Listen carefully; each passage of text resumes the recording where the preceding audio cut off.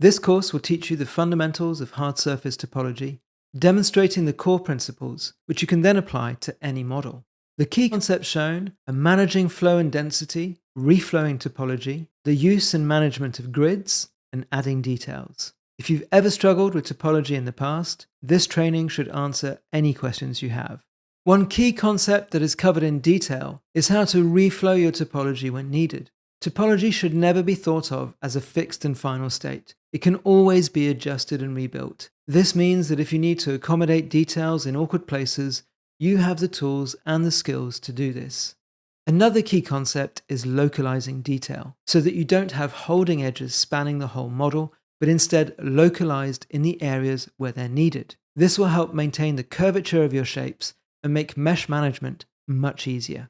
So take the guesswork out of hard surface topology and join me in Topology Fundamentals for Blender.